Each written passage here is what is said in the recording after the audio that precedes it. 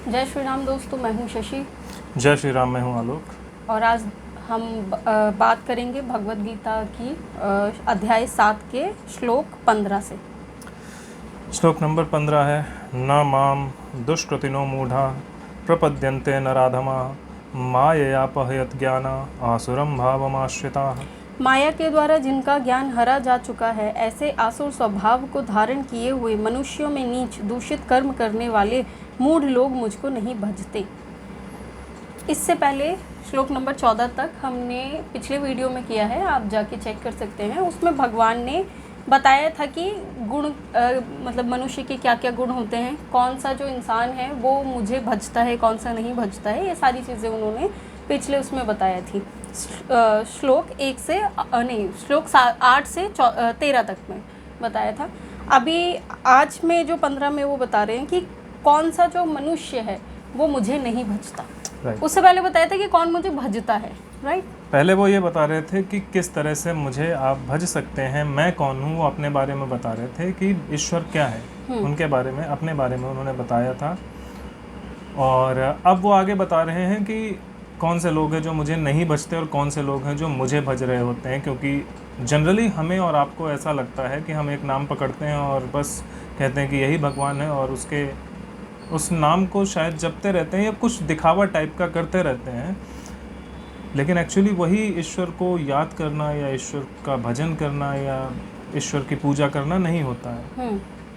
वही वो बता रहे, जिन लोगों का ज्ञान जो है माया के द्वारा हरा जा चुका है, ऐसे आसु स्वभाव धारण किए हुए मनुष्यों में नीच दूषित कर्म करने वाले मूढ़ लोग मुझे नहीं भजते।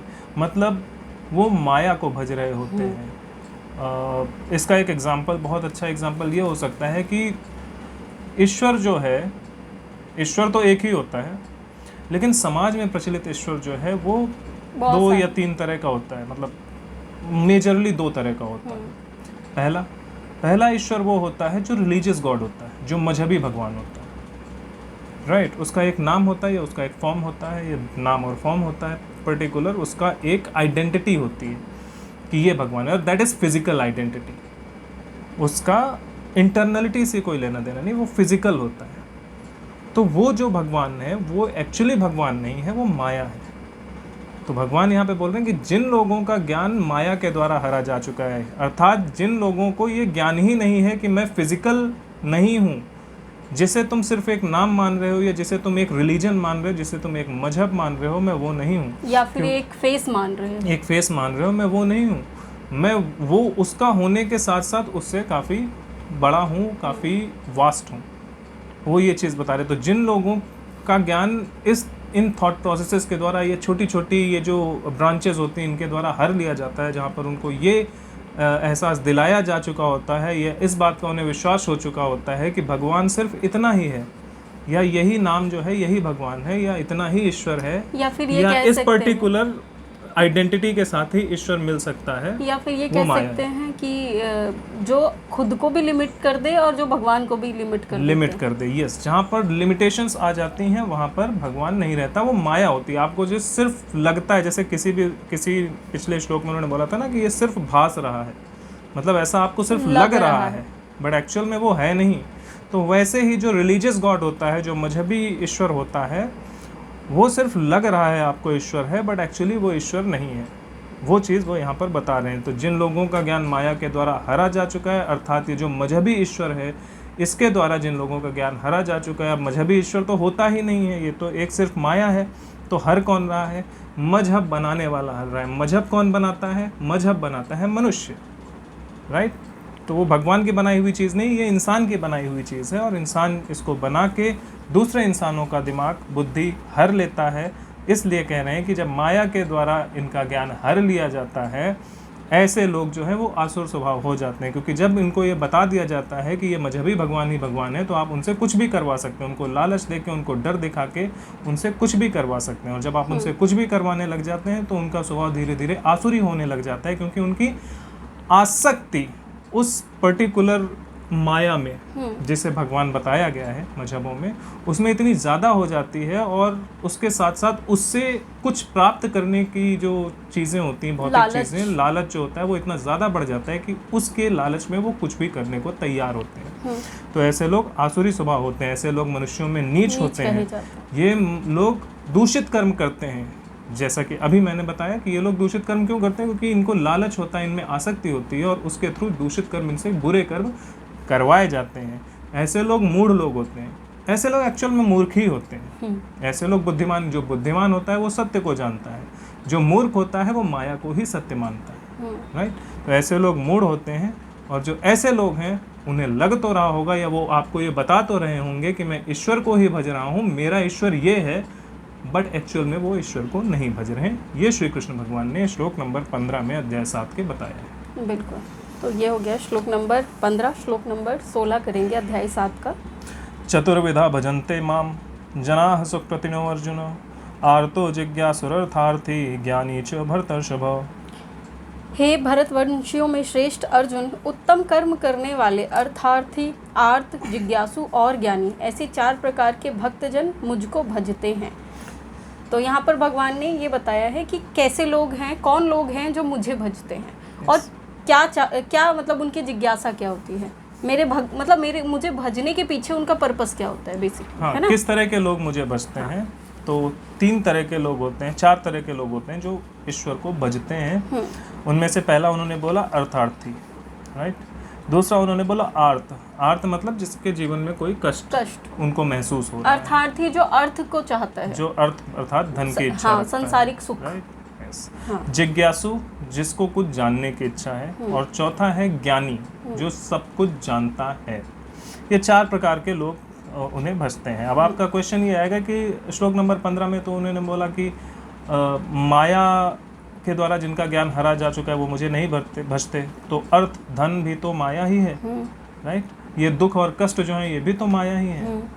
यहाँ पर एक क्लॉज है इस पर्टिकुलर श्लोक में कि हे भरतवंशियों में श्रेष्ठ अर्जुन, उत्तम कर्म करने वाले अर्थार्थी, अर्थात जो सत्कर्म अर्थात जन कल्याण की भावना से जो कर्म करते हैं, ऐसे लोग जो हैं जो धन की इच्छा रखते हैं वो अर्थार्थी।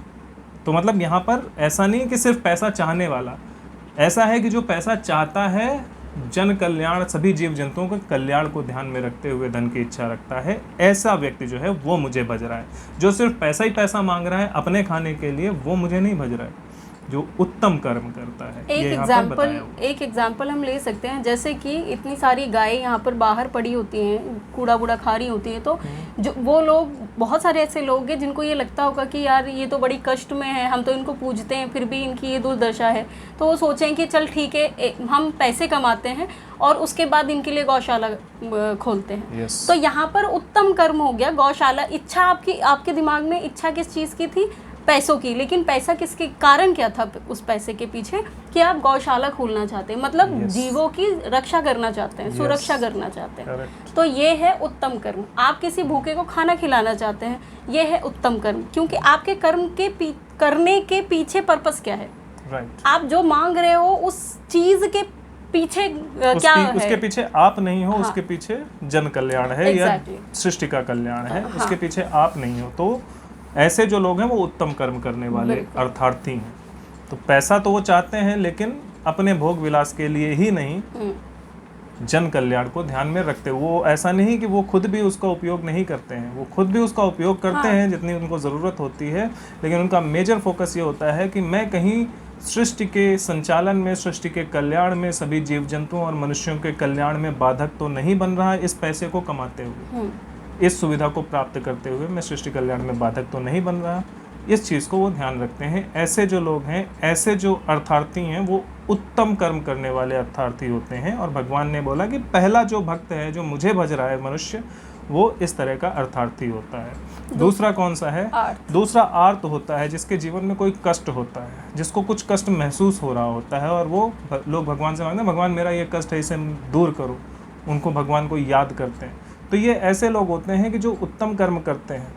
इनको जीवन में जब कष्ट महसूस होता है तो ये इनके मन में विचार आता है, ये भगवान को याद करते हैं, उस परम शक्ति को याद करते हैं कि मेरा ये कष्ट कैसे दूर होगा? ये लोग ऐसे नहीं होते हैं कि बस सारे कुकर्म करते रहते हैं और उसके बाद ये बोलते हैं। ये वो लोग होते हैं जो गृहस्थ जीवन में रहते हैं, सांसारिकता में रहते हैं, लेकिन ये भी सत्कर्म करते हैं, जन कल्याण की भावना के साथ अपना जीवन जी रहे होते हैं। और फिर जब इनके जीवन में कोई कष्ट आता है, या कई बार ऐसा होता है दूसरों का कष्ट ही इन्हें अपना कष्ट महसूस होने लग जाता है, किसी जीव जंतु का जो कष्ट में वो उन्हें शायद महसूस होने लग जाता है, तो जो ऐसे लोग हैं या जिनके खुद के शरीर में कुछ कष्ट होता है, और ऑब्वियसली शरीर है, उनको कष्ट हुआ, दुख हुआ, तो वो एक आर्त स्वभाव से किसी को तो पुकारते हैं। जैसे हम लोग जब हमें दर्द होता है तो बच्चा क्या अपनी माता को पुकारता है, या जो भी उसके परिवार के सदस्य होते हैं उनको पुकारता है, उसी तरह से ये भी ईश्वर को पुकारते हैं।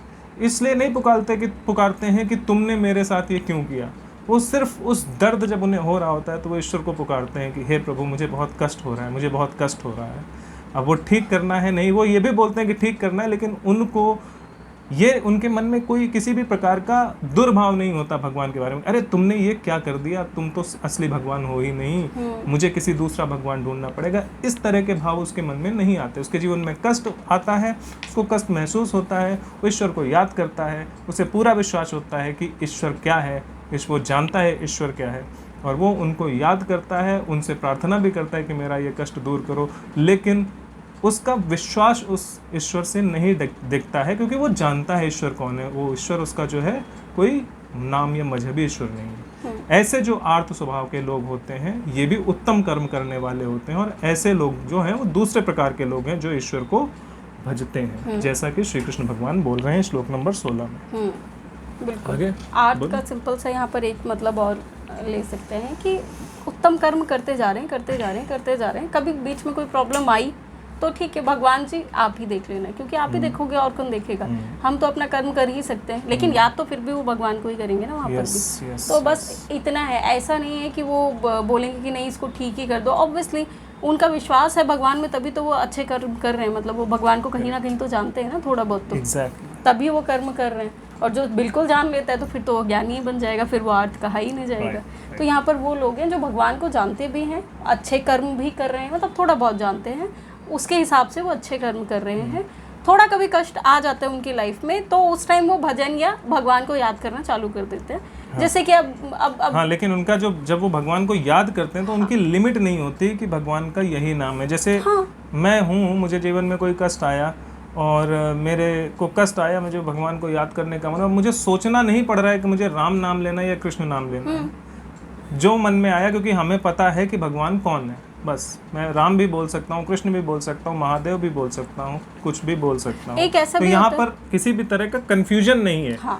ऐसे लोग होते हैं जो उत्तम कर्म करने वाले होते हैं। कई बार ऐसा भी होता है कि हमारा जो मन, क्लैरिटी होती है कि भगवान क्या है। कई बार ऐसा भी होता है कि हमारा मन अच्छा नहीं है, आज कुछ अच्छा नहीं लग रहा है, कुछ प्रॉब्लम लग रही है ऐसा, या फिर घर में कुछ प्रॉब्लम हो रही है, या कहीं भी कोई प्रॉब्लम हो रही है, तो हम क्या करते हैं, मंदिर में जाके चले बैठ जाते हैं। अब वो ये नहीं फोकस करते कि अच्छा ये वाले मंदिर में ही जाएंगे, बस मंदिर में जाना है, कहीं भी चाहे मंदिर में चले जाए, चाहे तीर्थों में जाके घूम ले, क्योंकि माइंड फ्रेश करना है। ये जो प्रॉब्लम चल रही है ना, इनसे थोड़ा सा अलग रहना है, क्योंकि भगवान एक पॉजिटिविटी देंगे तुम्हें। राइट। और इसका एक और एग्जांपल है मेरे पास, आपने अपने घर में देखा हुआ होगा, और या हम लोग भी कभी कदार इस तरह का आपके साथ होता है कि आप बैठे हुए एकदम से जब खड़े होने जाते हैं तो बहुत देर से बैठे हुए, आपकी बॉडी कोई पेन नहीं होता, कोई दर्द नहीं होता, बस हल्का सा स्ट्रेच जैसे ही आता है, आपके मुंह से निकलता है हे राम, किसी के मुंह से निकलता है हरि ओम, कोई बोलता है कि हरे कृष्णा, कोई बोलता है हे भगवान, ऐसे करके कोई ना कोई कुछ ना कुछ बोलता है।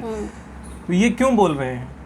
ये सिर्फ उस जो उनको हल्का सा जो दर्द, हल्का सा जिसको दर्द भी नहीं बोला जा सकता, उतना दर्द भी महसूस होता है, तो भी वो भगवान का नाम ले लेते हैं। क्यों?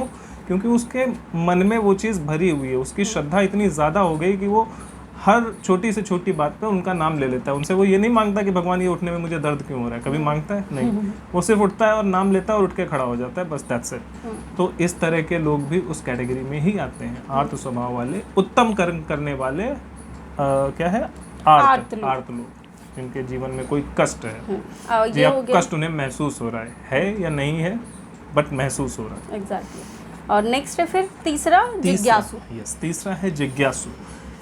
तीसरा वो जिज्ञासा से ही समझ लेते हैं, जिज्ञासा मतलब कुछ जानने की इच्छा। हाँ, तीसरा वो मनुष्य है जो इसलिए मुझे भज रहा है क्योंकि वो मुझे जानना चाहता है। एक्चुअली में मैं क्या हूँ ये वो जानना चाहता है, मेरे यथार्थ रूप को जानना चाहता राइट। है। वो ये नहीं है कि बस किसी ने बता दिया कि ये भाई ये नाम भगवान है, इसको भज और उसके बाद तुझे ना जन्नत मिलेगी या स्वर्ग मिलेगा या जो भी मिलता है, मतलब लग्जरीज मिलेंगी, ऐसा कुछ नहीं है। वो जानना चाहता है कि ये क्यों मिलेगा, कौन है ये ईश्वर, ये अगर ईश्वर है तो ये एक्सचेंज प्रोग्राम क्यों चला रहा है, वो ये जानना चाहता है।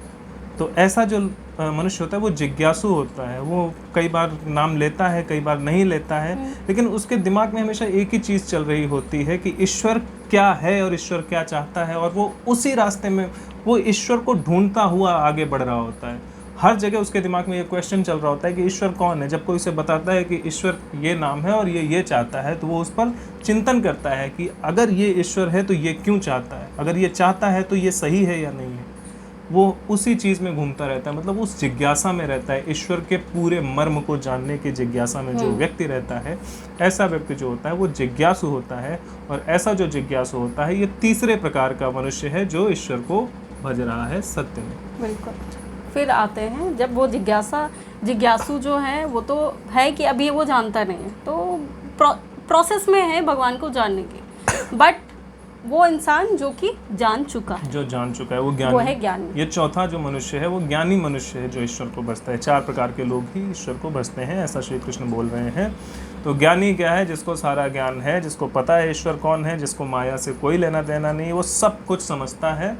तो वो जब ईश्वर का नाम लेता है तो उसको कोई कन्फ्यूजन हो ही नहीं सकती। वो जानता है मैं किसको पुकार रहा हूँ, वो जब पूजा करता है, जब वो वर्शिप कर रहा होता है, तो उसको पता होता है मैं किसको पूज रहा हूँ, किसको भज रहा हूँ, किसका नाम जप रहा हूँ, किसकी तरफ मैं आकर्षित हो रहा हूँ, उसे पता होता है और वो भज रहा होता है। तो ऐसा जो व्यक्ति होता है, चौथे प्रकार का व्यक्ति है जो ईश्वर कह रहे हैं कि वो मुझे भजता है।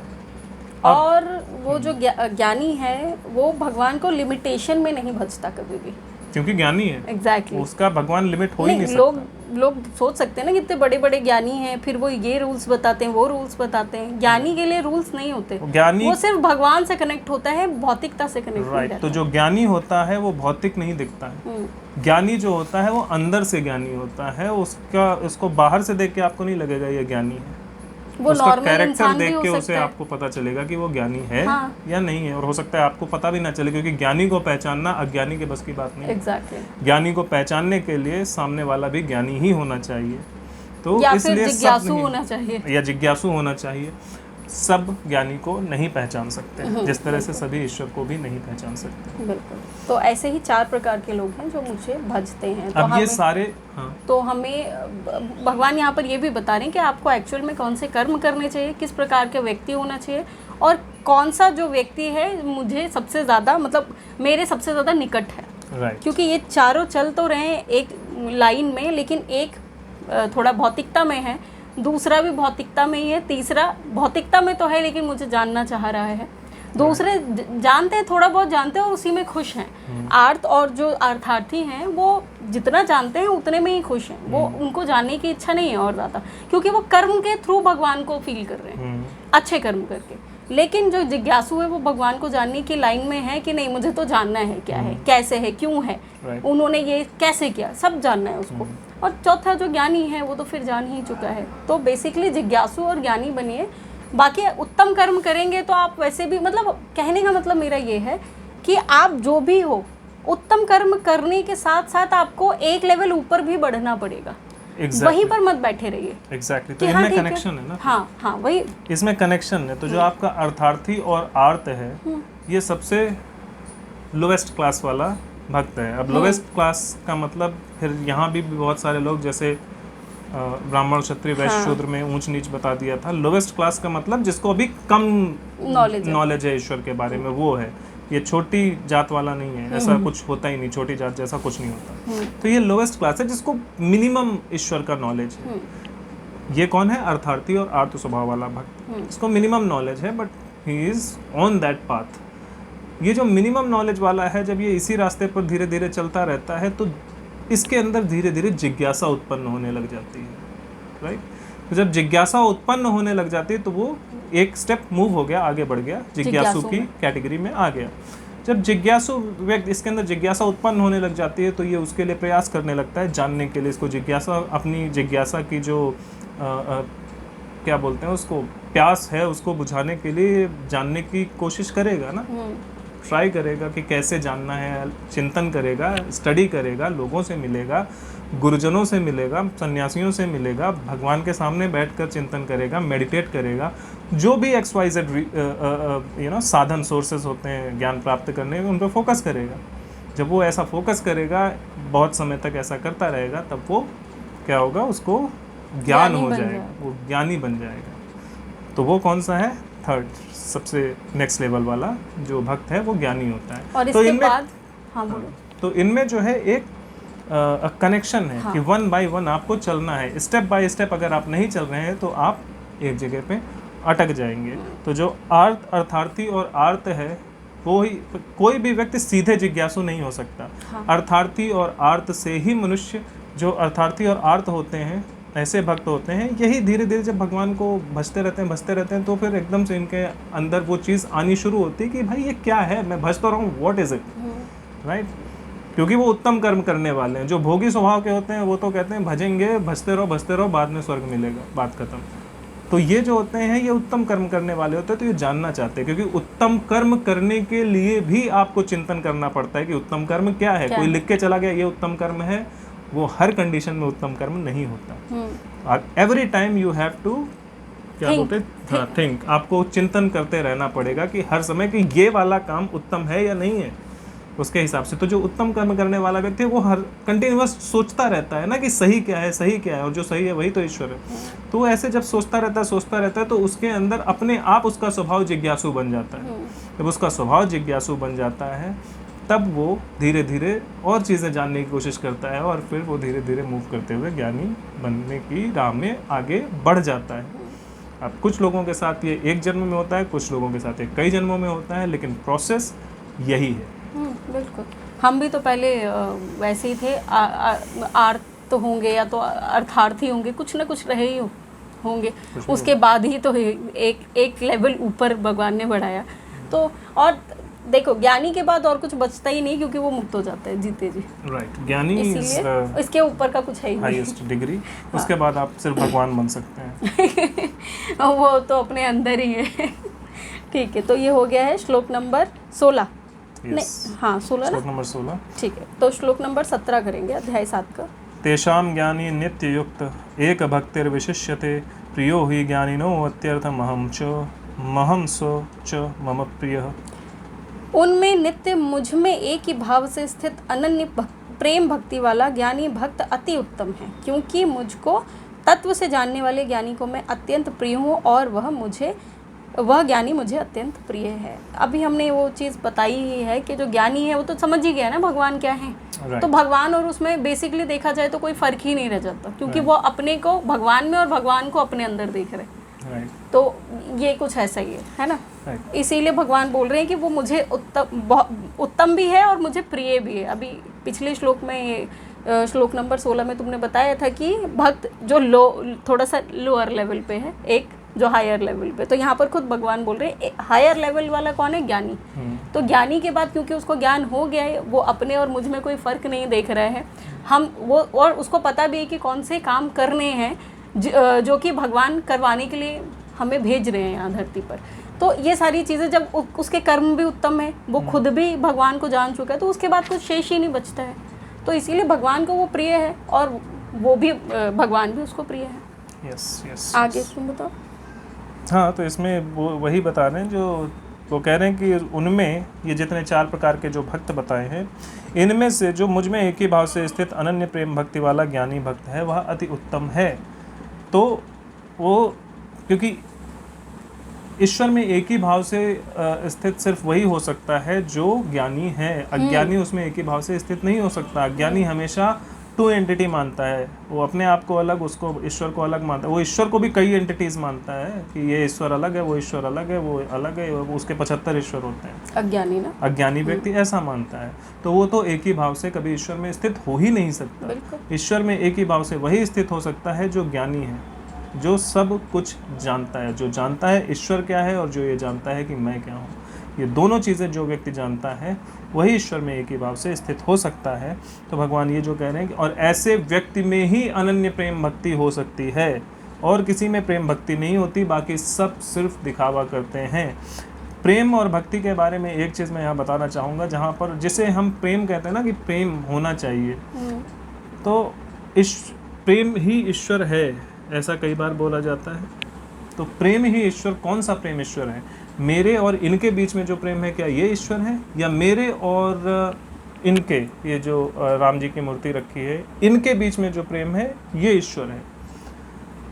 वो कौन सा प्रेम ईश्वर है? वह प्रेम ईश्वर है जो प्रेम ये देखता ही नहीं कि मेरे सामने कौन है, जिसको सिर्फ और सिर्फ प्रेम ही करना आता है, जो प्रेम से हटके कुछ और नहीं देखता, जो भौतिक आधार पर न किसी से नफरत करता है ना प्रेम करता है, वो वाला जो प्रेम है, जिसको किसी को भी देख के ये लगता है कि ये, किसी को देख के भी उसको खुशी होती है, किसी को भी देखकर उसको अच्छा लगता है, ईश्वर का कोई भी नाम लेके उसको वो अंदर से प्रफुल्लित होने लग जाता है, ये वाला जो प्रेम है ये ईश्वर है। इंसान भगवान की हर क्रिएशन से उसको खुशी मिलती है, भगवान की हर क्रिएशन से, यस, भगवान की हर क्रिएशन से उसको प्रेम हो जाता है। इसका एक एग्जांपल ये हमारे साथ बैठे हैं, इनको छिपकली से भी बहुत प्रेम है, जबकि हमें डर लगता है उससे। तो हाँ, जब आपके सामने कोई भी आता है, आपको उससे नफरत नहीं होती है, आपको ये नहीं लगता कि अबे ये ऐसा क्यों है, वैसा क्यों है। कोई भी, किसी भी तरह का व्यक्ति हो, किसी भी तरह का जीव हो, उससे आपको, हाँ, आपके डिफरेंसेस हो सकते हैं, आप में युद्ध हो सकता है, लेकिन नफरत, घृणा नहीं होती। करेक्ट, द्वेष, यस, द्वेष नहीं होता। इवन जब भगवान राम से का एग्जाम्पल हम लेते हैं, जब भगवान राम रावण से युद्ध कर रहे थे, उन्होंने उसकी हत्या की थी, उसका वध किया था, लेकिन उनको उससे घृणा नहीं थी, राइट। जब उसकी मृत्यु हो गई, तो उसकी मृत्यु होने के बाद भगवान राम ने क्या किया कि इसका अच्छे से अंतिम संस्कार करो। उन्होंने क्या किया कि उनकी पत्नी को शायद माता बोल के संबोधित किया था, उनको सम्मान के साथ उनका जो भी राज्य था उनको दिया, मतलब विभीषण को दिया, और उनको सम्मान के साथ रहने का निवेदन किया विभीषण से। ये क्यों किया? क्योंकि उनके मन में नफरत नहीं थी, वो अपने दुश्मन से भी प्रेम करते थे। इसको बोलते हैं प्रेम जो ईश्वर है। ऐसा प्रेम ईश्वर होता है। वो कोई प्रेम ईश्वर नहीं होता जहाँ पर दो आदमी एक दूसरे से प्रेम कर रहे हैं, या मैं किसी ईश्वर के रूप से प्रेम करता हूँ और दूसरे ईश्वर के रूप को गालियाँ दे रहा हूँ। That is not love. और ऐसा लव जो है, इस तरह का जो लव है, जिसकी अभी मैंने, जो लव नहीं है एक्चुअली मैं बोल रहा हूँ, वो ईश्वर नहीं है। जो दूसरा वाला प्रेम है, जो सब जगह प्रेम ही रहता है, वही ईश्वर है। बेसिकली हम कह सकते हैं जो ज्ञानी होता है या अन्य भक्त जो होता है, भगवान से जो प्रेम करता है, भगवान की सब क्रिएशन से भी प्रेम करता है, लेकिन उस एक बात पता होती है कि नफरत भगवान की क्रिएशन से नहीं, वो क्रिएशन जो गलत काम कर रही है उस कर्म से नफरत करनी है। बेसिकली इंसानों से या जीवों से नफरत नहीं करनी है, किसी भी जीव से नफरत नहीं। लेकिन अगर वो जीव कोई गलत कर्म कर रहा है, क्योंकि भगवान ने धर्म और अधर्म के दो पहलू बताए हैं ना, तो हमें अधर्म से नफरत करनी है, ना कि उससे, इंसानों से या फिर जीवों से। ये तो किसी महापुरुष ने हमारे देश में बोला था ना कि बुराई से नफरत करो, बुरे से नहीं। तो उसके लिए उन्होंने क्या किया? उन्होंने कहा बुरे को दंड देना बंद कर दो, खाली बुराई से नफरत करो। How will you do that? मतलब आपको ज्ञान भी होना चाहिए। ज्ञानी व्यक्ति ही ये काम कर सकता है। ये श्लोक नंबर 17 में ये क्लियरली बताया गया, ज्ञानी व्यक्ति ही ये काम कर सकता है। और इसलिए श्री राम ने किया था, क्योंकि ईश्वर से बड़ा ज्ञानी कौन हो सकता है। तो उन्होंने रावण से प्रेम तो किया, रावण से उन्हें नफरत नहीं थी, रावण से वो प्रेम करते थे, लेकिन क्योंकि वो ये बात जानते थे कि इस रावण के शरीर को इसकी आत्मा से अलग करना ही पड़ेगा, क्योंकि उसका जो शरीर है वही एक माध्यम है, वही एक सोर्स है आत्मा के पास जिसके थ्रू वो कुकर्म कर सकती है। इसलिए उन्होंने उस शरीर को आत्मा से अलग किया, और इसीलिए उन्होंने उससे नफरत नहीं की, क्योंकि जब शरीर और आत्मा अलग हो गए तो अब शरीर भी पवित्र हो गया, आत्मा तो ऑलरेडी पवित्र होती है। वो दोनों जब कंबाइन थे तब तक ही वो अपवित्र थे, जैसे ही वो अलग अलग हुए वो दोनों अपने आप पवित्र हो गए। तो वो उससे प्रेम करते। और लेकिन जब कोई अज्ञानी व्यक्ति होता है वो क्या करता है? मारने के बाद हो सकता है फिर उसको इधर उधर घसीटे, उसके साथ बहुत बर्बरता करने लग जाए, कुछ भी अंट शंट गंदगी करना शुरू कर दे, हो सकता है उसकी स्त्रियों के साथ बदतमीजी करना शुरू कर दे, बलात्कार करना शुरू कर। ये अज्ञानी लोग होते हैं, मूर्ख होते हैं, राइट। ये लोग ईश्वर को कभी नहीं भज सकते। ये जिसे भज रहे हैं वो शैतान है, ईश्वर नहीं है, ये हमेशा याद रखें। और एक चीज़ और मैं बोलना यहाँ पर चाहूँगा कि बहुत सारे लोग बोलते हैं भगवान और शैतान, और लोग इनको बराबर पे रखते हैं। नहीं, भगवान ऊपर होता है, शैतान, इंसान, सबसे जानवर नीचे। सब नीचे आते हैं। भगवान और शैतान की बराबरी नहीं होती। शैतान हमेशा नीचे होता है। शैतान ईश्वर से कभी लड़ ही नहीं सकता। ये हमेशा याद रखें। ईश्वर सिर्फ प्रिटेंड करते हैं उनसे लड़ने का, और वो कब उससे लड़ रहे होते हैं जब वो किसी भी भौतिक स्वरूप में आते हैं। अपने ओरिजिनल स्वरूप में वो कभी शैतान से लड़ाई नहीं करते, क्योंकि शैतान जो है उनके पैरों की धूल है, वो 1 सेकंड में उसको निपटा देते हैं। राइट। तो वापस आते हैं यहाँ पर। तो वो कह रहे हैं कि मुझे कौन सा जो भक्त है वो अति उत्तम है, वो है ज्ञानी भक्त। जो व्यक्ति ज्ञानी है वही उत्तम कोटि का भक्त है। इसका मतलब ये नहीं कि बाकी सब बेकार हैं, बाकी सब अच्छे हैं, लेकिन उनके भटकने के चांसेस हैं।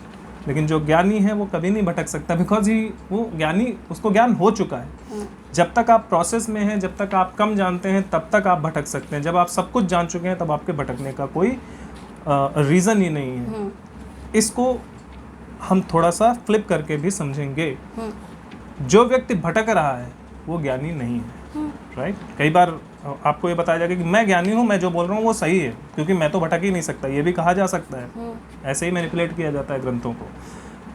तो जो ये आपको खुद आइडेंटिफाई करना है कि ये गलत रास्ते पर कि सही रास्ते पर है। और अगर ये गलत रास्ते पर है और ये भटका हुआ है, तो फिर ये ज्ञानी तो नहीं है, वो आपको बेवकूफ़ बना रहा है। तो ये है। तो फिर क्या कहते हैं, क्योंकि मुझको तत्व से जानने वाले ज्ञानी को मैं अत्यंत प्रिय हूँ। क्योंकि ऐसा जो ज्ञानी व्यक्ति होता है वो मुझे अत्यंत प्रेम करता है। वो उत्तम क्यों है? क्योंकि वो मुझे अत्यंत प्रेम करता है। क्योंकि वो मुझे अत्यंत प्रेम करता है, तो मेरे हर एक पहलू, मेरे हर एक रूप और स्वरूप, मेरे हर एक अंश से वो प्रेम करता है। और जो मेरे हर एक अंश से प्रेम करता है, उससे मैं प्रेम ना करूँ, ऐसा कैसे हो सकता है? बिल्कुल। सिंपल। ठीक है, तो ये हो गया श्लोक नंबर 17। श्लोक नंबर 18 करेंगे, अध्याय 7 का। उदाराः सर्व एवैते ज्ञानी त्वात्मैव मे मतम् आस्थितः स ही युक्तात्मा मामेवानुत्तमां गतिम्। ये सभी उदार हैं, परंतु ज्ञानी तो साक्षात मेरा स्वरूप ही है, ऐसा मेरा मत है। क्योंकि वह मदगत मन बुद्धि वाला ज्ञानी भक्त अति उत्तम गति स्वरूप मुझ में ही अच्छी प्रकार से स्थित है। पिछले के जो 2 श्लोक हैं, श्लोक नंबर 16 और 17, उसमें हमने इसी को ही डिस्क्राइब किया था। पूरा क्लियर किया था कि जो 4 प्रकार के भगवान यहाँ बोले, ये सभी उदार हैं। कौन? ये जो अर्थार्थी है, आर्थ है, जिज्ञासु है, ज्ञानी है, ये सभी उदार हैं। सभी दूसरों के प्रति अच्छी भावना रखते हैं। लेकिन जो ज्ञानी है, जो 4th वो है, जो ज्ञानी है वो तो मेरा साक्षात स्वरूप ही है। जैसे मैं बोल रही थी ना कि ज्ञानी और भगवान में फिर कोई अंतर ही नहीं। जो वो भगवान को जान लिया तो भगवान उसमें और वो भगवान में हो गया ना। अब इसीलिए उन्होंने पिछले श्लोक में बोला कि ऐसा जो व्यक्ति है वो मुझे अत्यंत प्रिय है। वो मुझसे उसे मैं अत्यंत प्रिय हूँ। वो मुझे उन्होंने भी पिछले श्लोक में बोला उससे मैं अत्यंत प्रिय हूँ, पहली लाइन। तो उसका मतलब क्या है कि वो हमने अभी डिस्कस किया था कि वो किससे, मेरे हर एक अंश से वो प्रेम कर। मैं अत्यंत प्रिय हूँ मतलब मेरा हाथ, पैर, बॉडी, पैर, नाक, मुंह सबसे प्रेम होना चाहिए ना। ये थोड़ी कि मैं प्रिय हूँ तो मेरी आँख फोड़ देगा। राइट। उसको मेरा हर एक अंश प्रिय है। और जो सृष्टि है वो भगवान की बॉडी है, भगवान का अंश है। इस पृथ्वी पर, इस दुनिया में, इस ब्रह्मांड में और जितने भी ब्रह्मांड हैं, सब जगह पाया जाने वाला प्रत्येक अंश भगवान का ही अंश है। तो जो व्यक्ति उससे प्रेम करता है, ऐसा व्यक्ति भगवान कहते हैं कि मुझे भी अत्यंत प्रिय है। और भगवान को वो क्यों प्रिय है? क्योंकि भगवान अपने सभी अंशों से बहुत प्रेम करते हैं। तो ये भी प्रेम करते हैं। अब x = y मैथमेटिक्स आप अगर लगाएं तो मैं जो हूँ, मैं इस ब्रह्मांड में पाए जाने वाले प्रत्येक अंश से, प्रत्येक वस्तु से, प्रत्येक पार्टिकल से बहुत प्रेम करता हूँ। और जो ईश्वर है वो भी प्रत्येक पृथ्वी पर पाए जाने वाले पार्टिकल से बहुत प्रेम करता है। तो x = y, मी = भगवान। सिंपल ये वाली कैलकुलेशन भगवान कृष्ण यहाँ पर बता रहे हैं कि जो ज्ञानी पुरुष है, मैं अपनी बात नहीं कर रहा, ज्ञानी पुरुष की बात करें, it was just an example. तो जो ज्ञानी पुरुष है वह मेरा साक्षात स्वरूप ही है। ये चीज़ भगवान कृष्ण यहाँ पर बता रहे हैं। और वो ये भी बोल रहे हैं कि ऐसा मेरा मत है। ऐसा वो क्यों बोल रहे हैं? ऐसा बोलने के पीछे रीज़न ये है कि ऐसे ही आपको जब भविष्य में कोई और बोल जाएगा, मैं तो खुद भगवान हूँ, मैंने तो बोल दिया, लेकिन मैं मनुष्य के शरीर के लेकर आया हूँ, पता नहीं तुम मुझे पहचानते हो या नहीं पहचानते हो, तुम सिर्फ मुझे मानते हो। बहुत सारे लोग सिर्फ मुझे मानते हैं कि मैं भगवान हूँ, वो जानते नहीं कि मैं भगवान हूँ। तो ऐसे ही कल को कोई भी और आके बोल देगा कि ऐसा होता है या कोई भी कहानी आपको बता देगा तो क्या आप उसको मान लोगे? बिल्कुल। इसलिए मैं ये बोल रहा हूँ कि ये मेरा मत है, ताकि इस मत पे आप चिंतन करो। अगर मैं ये बोल दूँ कि यही सत्य है तो आप तो बस बात खत्म, आपको कुछ आगे सोचने की ज़रूरत ही नहीं है। बट इसलिए मैं बोल रहा हूँ कि ये मेरा मत है, ताकि आप इसके बारे में सोचें कि क्या ये सत्य है, राइट? इसका सही होना भी ज़रूरी है। और ये कैसे सही हो, कैसे आप आइडेंटिफाई करोगे या सही है, ये खुद के चिंतन के द्वारा। कोई आपको किताब में लिखा हुआ नहीं मिलेगा, किताब में तो कोई कुछ भी लिख सकता है। आपको खुद चिंतन करना पड़ेगा अपनी बुद्धि से कि क्या ये जो बात है ये सही है या नहीं है। इसलिए कृष्ण की कही हुई हर एक बात सही है, लेकिन कृष्ण खुद बोल रहे हैं कि ये सिर्फ मेरा मत है, ताकि आप ये सोचो कि इनका जो मत है वो सही है या नहीं है। वो हमें बुद्धिमान, हमें इंडिपेंडेंट बनाना चाहते हैं। एग्जैक्टली वो हमें गुलाम नहीं बनाना चाहते कि मैं जो कह रहा हूँ वही बस मान लो, तुम अपनी विवेक बुद्धि का यूज करो। एग्जैक्टली क्यों? क्योंकि वो भगवान है। सिर्फ शैतान आपको गुलाम बनाना चाहता है। एग्जैक्टली भगवान आपको स्वतंत्र बनाते हैं। एग्जैक्टली क्योंकि आप उनके अंश हो। तो वो नहीं चाहते कि, कौन सा बाप चाहता है कि मैं अपने बच्चे को, जो समझदार बाप होता है वो कभी नहीं चाहता कि मेरा बच्चा हमेशा मेरे आगे पीछे घूमता रहे, मुझसे हर चीज़ मांगे। वो चाहता है कि ये खुद अपने आप सब कुछ करे, एक टाइम पे इंडिपेंडेंट हो जाए, ताकि जिस दिन मैं मर जाऊं उसके बाद इसको दिक्कत ना हो। एग्जैक्टली अब बिल्कुल इसको लिटरली नहीं लेना है, भगवान तो कभी मर ही नहीं सकते। So it's just an example, right? तो फिर आगे वो बोलते हैं, आगे फिर अगली लाइन वो यही बोलते हैं जो पिछले वाले श्लोक में बोली थी कि जो इस प्रकार का जो भक्त होता है, जो ज्ञानी होता है, जो मेरा ही एक्चुअल में स्वरूप होता है, वो जो व्यक्ति होता है ऐसा ज्ञानी भक्त अति उत्तम गति स्वरूप, जिसकी अंतिम गति क्या होती है? शरीर। वो शरीर के रूप में पृथ्वी पर है ना, तो उसकी अंतिम गति क्या होती है? जब शरीर को छोड़ता है तो ईश्वर में ही पूर्ण रूप से समाहित हो जाता है, अर्थात वो फिर कोई दूसरा शरीर धारण नहीं करता।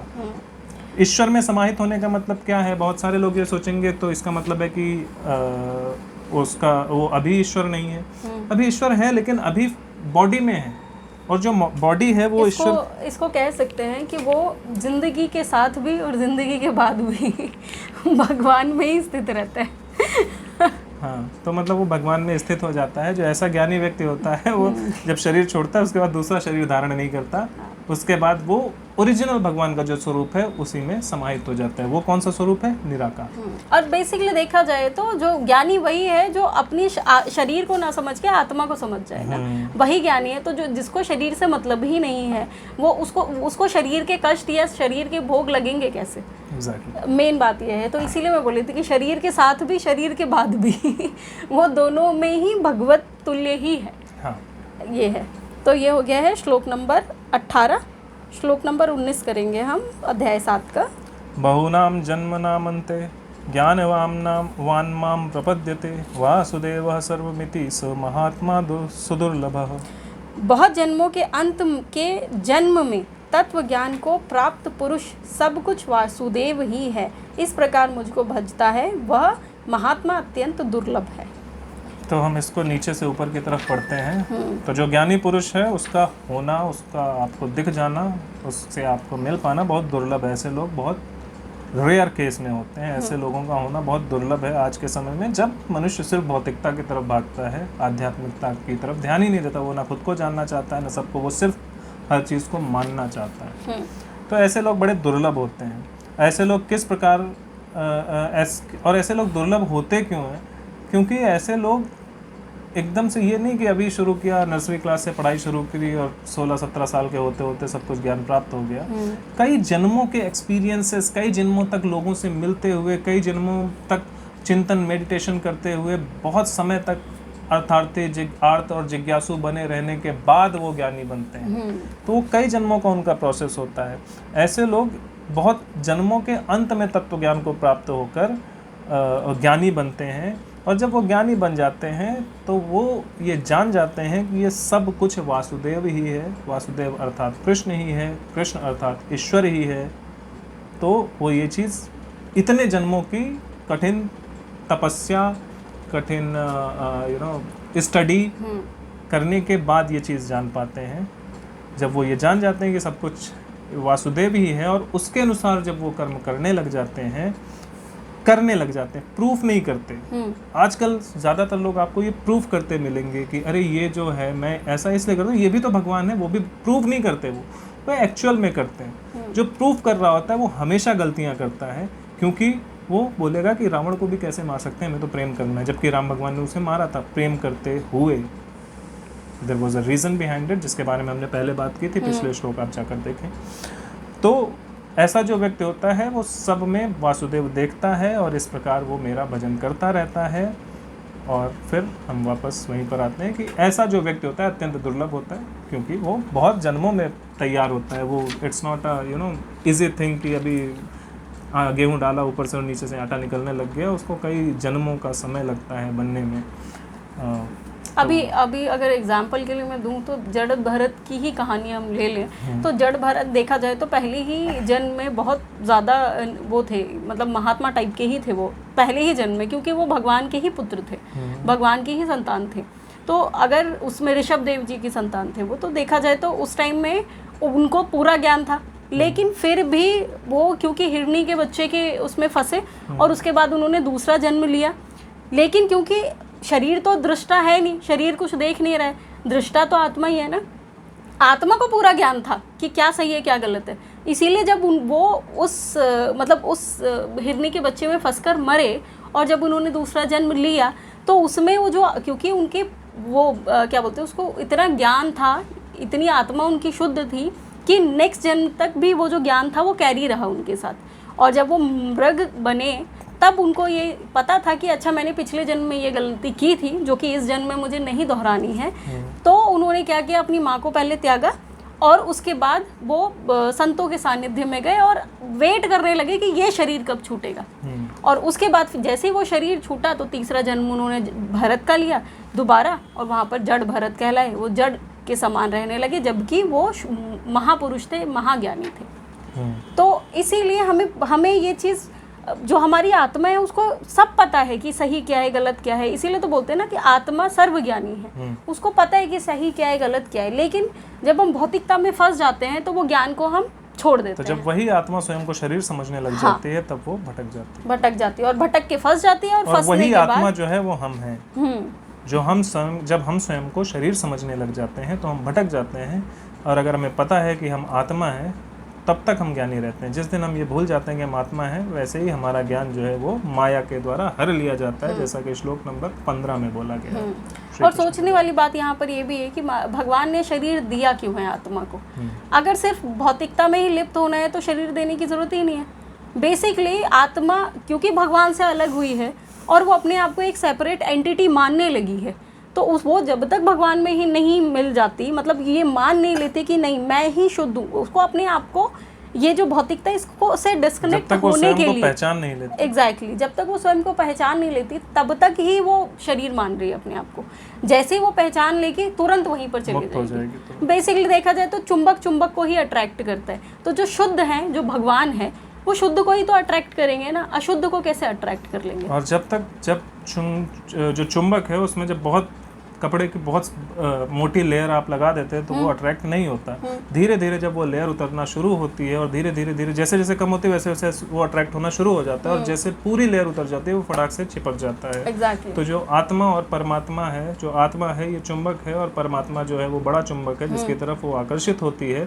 लेकिन क्योंकि इसके ऊपर शरीर और शरीर से रिलेटेड जो बहुत सारी मटेरियलिज्म है, माया है, वो इसके ऊपर चढ़ी हुई है, इसलिए ये उधर की तरफ आकर्षित नहीं हो पा रहा है। और जब धीरे धीरे वो जो भौतिकताएं हैं, जो माया के अलग अलग स्वरूप हैं, वो सब छटने लग जाते हैं और फिर धीरे धीरे वो भौतिक चीज़ें हटने लग जाती हैं, तब ये धीरे धीरे ईश्वर की तरफ आकर्षित होने लग जाती है। और ये जो धीरे धीरे है ये एक जन्म में नहीं होता है, यही भगवान बता रहे हैं कि ये कई जन्मों के बाद होता है। और कई जन्मों के बाद ही शायद ही बहुत रेयर केस होते हैं कि कोई महापुरुष आपको मिले। Exactly. जनरली इसीलिए वो बहुत दुर्लभ है, क्योंकि वो वही ना, बात तो वही आ गई ना, वो सेकंड्स में नहीं बन रहा, वो फैक्ट्री में नहीं बन रहा है। आध्यात्म is not like physical science. Spiritual science is very different from physical science. Physical science में आप कोई भी चीज़ देखते हो और उसको 10-15 साल, 20 साल, 50 साल स्टडी करने के बाद उसको प्राप्त कर लेते हो। लेकिन स्पिरिचुअल जो साइंस है इसमें आपको जन्मों तक प्रैक्टिस करते रहना पड़ता है, तब जाकर आप उसको प्राप्त करते हो। और इसको आप सिद्ध करने की भी कोशिश नहीं करते, आप बस जो लोग जान जाते हैं, हमारे जैसे लोग छोटे मोटे लोग जो हैं ये ज्ञान बांटते रहते हैं। जो लोग ज्ञानी होते हैं, जो जान जाते हैं, वो बात भी नहीं छोड़ देते हैं, एक्चुअली वो आगे मौन बढ़ रहते हैं जाते ज़्यादातर, वो उसके बारे में बात भी नहीं करते, क्योंकि उनको पता है कि देने का मतलब नहीं है। और वो उनको, क्योंकि वो ज्ञानी है, वो ना पहचान जाते हैं देख के किसको ही देना है किसको नहीं देना है, कि कहाँ कहीं है कोई ऐसा व्यक्ति जिसको ये दिया जा सके, जो इसको एक्सेप्ट करने के लिए तैयार है। तो इसलिए वो वैसे ऐसा कोई ज्ञान नहीं देते। वैसे देखा जाए तो ज्ञान सबको पछता भी नहीं है, हाँ, exactly। क्योंकि थोड़ा सा मिल जाएगा आप फुदकने लगेंगे, ये तो सबके साथ होता है। हाँ, तो अभी मैं बता देता हूँ, इसका एक और एग्जांपल दे देता हूँ। सो अभी हम लोग क्या बात कर रहे हैं कि जो मनुष्य ज्ञानी कब बनता है, कई जन्मों में बनता है। ये एक नॉलेज है जिसको कोई भी वीडियो देखने वाला ये सोच सकता है कि यही ज्ञान है, और वो कहेगा कि यार कई जन्मों में बनते हैं तो let's enjoy the life. Exactly, अगले जन्म क्यों में बन कोशिश जाएंगे। करते हैं, लेकिन उसे ये नहीं पता, वो ये नहीं सोच पा रहा है, क्योंकि वो जिज्ञासु नहीं है। वो ये सोच नहीं पा रहा है कि क्या पता मैं पिछले जन्म तक बहुत अच्छा कुछ कर चुका हूँगा, और मेरी जो चित्त है, मेरी आत्मा के साथ जो लगा हुआ है, जहाँ कलेक्शन ऑफ इंफॉर्मेशन है, जहाँ पर मैंने बहुत कुछ सीखा हुआ है, हो सकता है मैं सीख चुका हूँ, उस लेवल तक पहुँच चुका हूँ, और उसके बाद मैं बस सिर्फ अभी कुछ टाइम के लिए उससे अलग हूँ। और अगर मैं अभी कोशिश करने लग जाऊँ तो हो सकता है यही वो जन्म हो जिसमें मुझे ज्ञानी बनना हो। वो ये भूल जाता है, क्योंकि वो उस पर फोकस ही नहीं करता। वो अर्धज्ञानी जो होता है, जिसको ये लगता है कि मैं ज्ञान मुझे प्राप्त हो गया है तो लेट्स एंजॉय द लाइफ, वो हमेशा गड़बड़ ही अर्धज्ञानी नहीं, अज्ञानी हो जाता है वो। तो जो पहले जिज्ञासु था, ज्ञानी बनने के प्रोसेस में था, उसने ये बात सुनी कि ये बहुत जन्मों के बाद होता है, लेकिन उसे तो पता ही नहीं कि पिछला जन्म कितने हुए उसके। तो वो ये सोचता है कि बहुत जन्मों के बाद होता है, तो पता नहीं होगा कि नहीं होगा, आई डोंट नो कि। तो वो इस जन्म में जो उसे कर्म करने थे, वो अच्छे कर्म करना ही मिस आउट कर जाता है। तो जब वो मिस आउट कर जाता है, तब अगर वो इसी जन्म में ज्ञानी बनने वाला था तो एक तो वो गया, दूसरा अगर ये उसका पहला जन्म था और उसको 100 जन्म बाद ज्ञानी बनना होगा, तो वो यहाँ से मिस आउट किया तो उधर 101 हो गया, और क्योंकि यहाँ से मिस आउट किया तो अगले जन्म में भी वो मिस आउट करेगा ही करेगा। तो ऐसे करके वो जो 100 साल है उसके 200, फिर 300, फिर 500 साल ऐसे बढ़ते ही जाएंगे, और वो ऐसे ही घूमता रहेगा, और फिर वो हमेशा ऐसे ही चक्कर खाता रहेगा, वो कभी वहाँ नहीं पहुँच पाएगा जो जहाँ उसको पहुँचना है। एग्जैक्टली। तो इसलिए मनुष्य का जिज्ञासु होना आवश्यक है। जब आप जिज्ञासु होगे तो आप सोचोगे कि ये क्यों होगा और कैसे होगा। जब आप सोचोगे तभी आप आंसर प्राप्त करोगे, क्योंकि अभी जैसा कि बताया गया इस वीडियो में कि आत्मा पूर्ण ज्ञानी होती है और आप स्वयं आत्मा हो। तो जिस दिन आप चिंतन और मेडिटेशन करने लग जाओगे, जिस टाइम पर आप स्वयं से सवाल पूछने लग जाओगे, आपको ज्ञान होने लग जाएगा। जब तक आप स्वयं को शरीर समझते रहोगे, आप अज्ञानी ही रहोगे। तो बस। और जिज्ञासु बनने की सबसे पहली जो कंडीशन है वो ये है कि उत्तम कर्म करिए। उत्तम कर्म करिए और एक्सेप्ट करिए कि मुझे सब कुछ नहीं आता है, और प्राउडली एक्सेप्ट मत कीजिए। आर्त स्वभाव से एक्सेप्ट कीजिए कि मुझे सब कुछ नहीं आता और मुझे जानना है। I want to know everything about God. जब आपके अंदर ये टेंडेंसी होगी तो फिर धीरे धीरे धीरे धीरे आप उस रास्ते पर चलना शुरू करोगे, और आप जानने लग जाओगे कि ईश्वर कौन है, आध्यात्म क्या है, सत्य क्या है, और मुझे किस रास्ते पर चलना है। बस। तो ये हो गया आज हमारा भगवत गीता का श्लोक 8 से 19 तक।